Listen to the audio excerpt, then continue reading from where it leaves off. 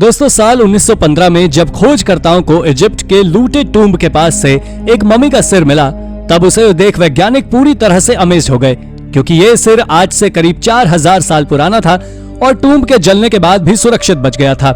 हालांकि ये इस तरह की इकलौती अमेजिंग डिस्कवरी नहीं थी, क्योंकि दुनिया भर में ऐसी और भी बहुत सी शानदार खोजें की गई हैं जिन्हें देखकर कोई भी अमेज रह जाएगा। तो चलिए जानते हैं ऐसी ही कुछ खोजों के बारे में हमारी इस वीडियो के जरिए। Number 8, soldier from mount Vesuvius. दोस्तों इटली का माउंट वेसुवियस दुनिया के काफी फेमस वॉल्केनो में गिना जाता है, लेकिन ये वॉल्केनो अपने अंदर कितने राज दफन किए हुए है ये किसी को भी नहीं मालूम। दुनिया के सामने इस वॉल्केनो का एक ऐसा ही राज सामने आया 1980s में, जब आर्कियोलॉजिस्ट ने इस वॉल्केनो के आसपास के एरिया में एक्सकवेशन का काम शुरू किया। पोम्पेई और हरक्यूलेनियम का यह एरिया पूरा वॉल्केनो प्रोन एरिया था, जो कि 79 AD में इस वॉल्केनो के फटने के बाद चट्टान बन गया था। लेकिन जब आर्कियोलॉजिस्ट ने इस जगह की खुदाई शुरू की तो वहां पर आर्कियोलॉजिस्ट को एक रोमन सोल्जर का स्केलेटन मिला। जिस हालात में इस सोल्जर का स्केलेटन मिला था, उससे अंदाजा यही लगाया जा रहा था कि ये सोल्जर उस रेस्क्यू मिशन पर गया होगा जो वॉल्केनो के फटने के बाद वहां के लोगों को निकालने के लिए चलाया गया। इस बात को कंफर्म करते हुए जब आर्कियोलॉजिस्ट ने फर्दर एक्सकेवेशन किया तो उन्हें वहां पर लगभग 300 सोल्जर्स के ऐसे ही स्केलेटन मिले। सोचिए वो सीन कितना ज्यादा इमोशनल रहा होगा जब दूसरों की जान बचाने गए ये सोल्जर्स अपनी ही जान गंवा बैठे। Number 7, decapitated mummy. 1915 में इजिप्ट में एक लूटे टूम्ब के पास आर्कियोलॉजिस्ट को कुछ ऐसा मिला जिसने उनको काफी ज्यादा रिसर्च करने पर मजबूर कर दिया, लेकिन तब भी वो उस टूम्ब की मिस्ट्री को अभी तक पूरी तरह से सॉल्व नहीं कर पाए हैं। इस टूम्ब में आर्कियोलॉजिस्ट कोने में पड़े एक कॉफिन पर एक मम्मी का सिर मिला था। यह सिर मिलना इतना शॉकिंग इसलिए भी था क्योंकि चोरों ने इस टूम्ब को लूटने के बाद जलाने की कोशिश की थी, लेकिन तब भी ये कॉफिन बच गया था। ये टूम्ब जिसको बिलोंग करता था वो लगभग 4000 साल पहले इजिप्शियन एडमिनिस्ट्रेशन में गवर्नर हुआ करता था, जिसका नाम हेयुटेनाक्ट था। लेकिन आर्कियोलॉजिस्ट के सामने एक सबसे बड़ी जो प्रॉब्लम थी वो ये थी कि उनको ये नहीं मालूम था कि आखिर ये सिर किसका था, क्योंकि हेयुटेनाक्ट और उसकी पत्नी को एक ही जगह मम्मीफाइड कर प्रिजर्व कर रखा गया था। लेकिन जब साइंस ने तरक्की की तो उन्होंने इस सिर के DNA को मैच किया और उन्हें यह मालूम चला कि उस सिर के जबड़े की हड्डियों को किसी दूसरे की हड्डियों से डिसलोकेट किया गया है। लेकिन फर्दर रिसर्च के बाद उन्हें यह तो कंफर्म हो गया कि यह सिर किसी मेल का है, पर वो अभी तक ये पता नहीं कर पाए कि आखिर वो सिर किसका है, क्योंकि उस जमाने में हेयुटेनाक्ट नाम के 2 इजिप्शियन गवर्नर हुआ करते थे। इसलिए ये मिस्ट्री आज तक आधी ही सुलझी है, बाकी आधी देखते हैं कब तक हमारे सामने आ पाती है। Number 6, non human paintings. साल 1933 में सहारा डेजर्ट के वाडी सुरा 2 में आर्कियोलॉजिस्ट को एक 8000 साल पुरानी रॉक पेंटिंग पर कुछ ऐसी आर्ट्स देखने को मिली जिन्हें देखने के बाद वो खुद को इन पेंटिंग्स के ऊपर रिसर्च करने से रोक नहीं पाए। इन पेंटिंग्स की सबसे खास बात यह थी कि इन पेंटिंग्स की आर्ट में उन्हें ह्यूमन बॉडी आर्ट्स के साथ साथ कुछ ऐसे हैंड्स की आर्ट भी देखने को मिली जो जानी पहचानी नहीं लग रही थी। उन हैंड पेंटिंग्स को देखकर हर कोई ये सोच रहा था कि आखिर ये पेंटिंग्स हैं किसकी, लेकिन जब उन्होंने उस बात पर गौर किया तो उन्हें पता चला कि ये पेंटिंग्स किसी बच्चे के हाथों की ही हो सकती है। लेकिन एक एक्सपर्ट इससे ताल्लुक नहीं रखती थी, इसलिए उन्होंने अपने छोटी सी भांजी और अपने छोटे छोटे भाई बहनों के हाथों से इन पेंटिंग्स को मिलवाया। लेकिन जब उससे ये मिला कि बच्चों के हाथ उन पेंटिंग से काफी अलग हैं, तो पूरी की पूरी थ्योरी ही धरी की धरी रह गई। पर जब इन पेंटिंग्स पर फर्दर रिसर्च की गई तो एक खबर आई कि ये पेंटिंग्स क्रोकोडाइल्स के हाथों से काफी ज्यादा मिलती है। लेकिन तब भी एक सवाल सभी के मन में दौड़ रहा था कि आखिर ये पेंटिंग्स बनाने के लिए जानवरों का प्रयोग कौन करता है। तब इस बात का जवाब देते हुए एक्सपर्ट्स ने यह बताया कि हो सकता है कि लगभग 8000 साल पहले यहाँ रहने वाले लोग अपने पसंदीदा जानवरों की याद में पेंटिंग्स में उनका प्रयोग करते थे, जिससे उनकी याद उनके मन से कभी ना मिटे। Number 5, ancient carved tombs of China. Archaeologist को कभी कभी ना चाहते हुए भी ऐसी ऐसी चीजें मिल जाती हैं जो उनका काम काफी ज्यादा आसान बना देती हैं। ऐसी खोजें जो आसानी से मिल जाती हैं वो उन्हें काफी ज्यादा पसंद आती है। ऐसी ही एक खोज उन्हें मिली चाइना में, जब एक कंस्ट्रक्शन साइट के ऊपर खुदाई किए जाने पर मजदूर को वहां पर 35 टूम्स मिले। जब आर्कियोलॉजिस्ट को इस जगह पर रिसर्च करने के लिए बुलाया गया तो उन्हें वहां पर 35 में से 12 टूम्ब चाइना की प्रसिद्ध युआन डायनेस्टी से जुड़े हुए मिले। युआन डायनेस्टी वही डायनेस्टी है जिसे मंगोल रूलर चंगेज खान के ग्रैंडसन कुबलाई खान द्वारा बनाई गई थी।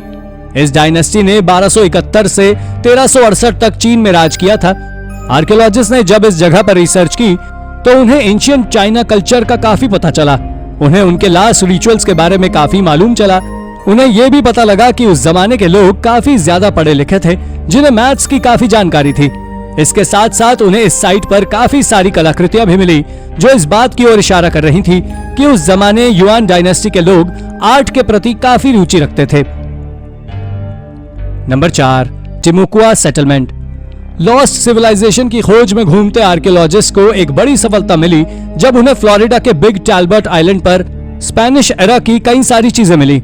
इन चीजों को जब कार्बन डेट किया गया तो पता चला कि ये चीजें आज से लगभग 500 साल पहले यहाँ पर रहने वाले टिमुकुआ ट्राइब्स के लोगों को बिलोंग करती है। इन चीजों में कई सारे पॉट्स, बोन शेल्स मिले जो इस प्रजाति के लोगों के यहाँ रहने की तरफ इशारा कर रहे थे। हालांकि जब स्पेनिश और फ्रेंच लोगों ने इस एरिया की तरफ रुख किया तो इस ट्राइब के लोगों को काफी परेशानियों का सामना करना पड़ा। उन्हें जान से लेकर माल तक हर तरह का नुकसान झेलना पड़ा। लगभग 450 सालों तक इस सेटलमेंट्स के लोगों के बारे में दुनिया को पता ही नहीं था, लेकिन जब आर्कियोलॉजिस्ट ने इस ओर ध्यान देना शुरू किया तो उन्हें उनके बारे में कई सारी चीजें पता चली, जैसे कि वो कैसे घरों में रहते थे या क्या उनका पहनावा था। इस दिशा में काम करते हुए उन्हें पता चला कि इस ट्राइब के लोग 2 प्रकार के घरों में रहा करते थे, एक बड़ा और एक छोटा। हालांकि दोनों ही प्रकार के घर पेड़ों को काटकर उन्हें यूज करके बनाए जाते थे, जबकि पहनने की अगर बात करें तो पहनने के लिए वो हिरन की खाल के कपड़े बनाकर पहना करते थे। पर इतनी रिसर्च होने के बावजूद भी एक्सपर्ट्स अभी भी यहाँ के फर्स्ट पीपल के रूप में ट्रीट किए जाने वाले लोगों के बारे में काफी कम जानते हैं। लेकिन जैसे जैसे उन्हें और सबूत मिलते जाएंगे हम इस ट्राइब के लोगों के बारे में और भी बहुत कुछ जान जाएंगे। Number 3, the bodies on dead mountain. दोस्तों, साल 1959 में रशिया के डयाटलॉव पास पर गए 9 लोगों के साथ हुए एक हादसे ने उनकी मौत से जुड़े कई सवाल पैदा कर दिए, जिसके जवाब अभी तक हमें नहीं मिल पाए हैं। यह हादसा उनके साथ तब हुआ जब वो इस पास पर हाइकिंग कर रहे थे, लेकिन डेड माउंटेन के नाम से प्रसिद्ध इस माउंटेन पर एकदम से मौसम खराब होने की वजह से उन्होंने अपना टेंट लगाकर रुकने का फैसला किया। लेकिन उनको क्या पता था कि उनके साथ आगे क्या होने वाला है। -19 डिग्री सेल्सियस टेम्परेचर वाली ये रात उनकी आखिरी रात साबित हुई। उस रात के बाद से 7 मर्द और 2 औरतों वाले इस ग्रुप का कोई अता पता नहीं चला। करीब 1 महीने बाद जब एक सर्च टीम इनको खोजने के लिए भेजी गई तो उन्हें इनकी बॉडीज काफी संदिग्ध हालात में मिली।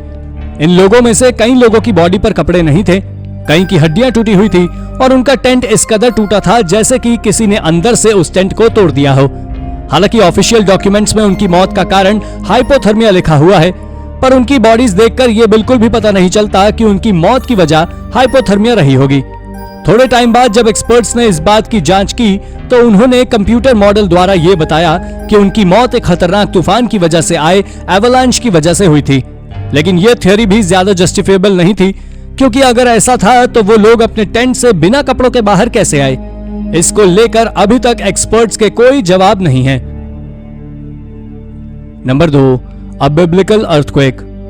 कई बार आपने सुना होगा कि दुनिया में जब भी कोई बुरी चीज होती है तो उसके होने के बाद उससे जुड़ी भविष्यवाणी हमारे प्राचीन धर्म ग्रंथों में मिलने लगती है कि फलां डेट को ऐसा होगा, और जब हम उस चीज को उससे कंपेयर करते हैं तो हमें वो भविष्यवाणी सही भी लगती है।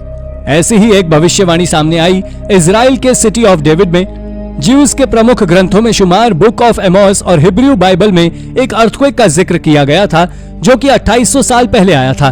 उस भूकंप की कई यादें आज भी यरूशलेम में मौजूद हैं। वैज्ञानिकों ने जब इन यादों को कार्बन डेट किया तो मालूम चला कि हाँ, यहाँ कुछ ऐसा ही हुआ था जो कि उन दोनों बुक्स में दिया गया था।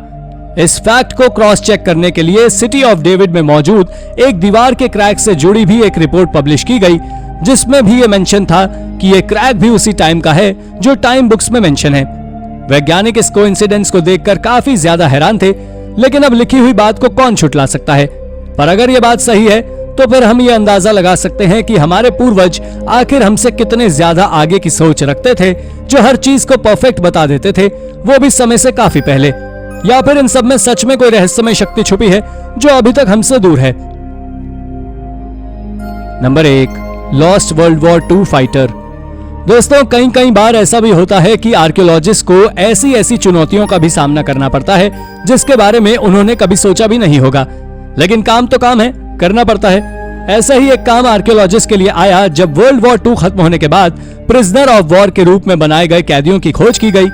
कई सारे कैदी तो अलग अलग देशों की जेल में मिल गए, लेकिन एक P-38 फाइटर जेट उड़ा रहे pilot second lieutenant Henry Donald Mitchell का कुछ अता पता नहीं चला।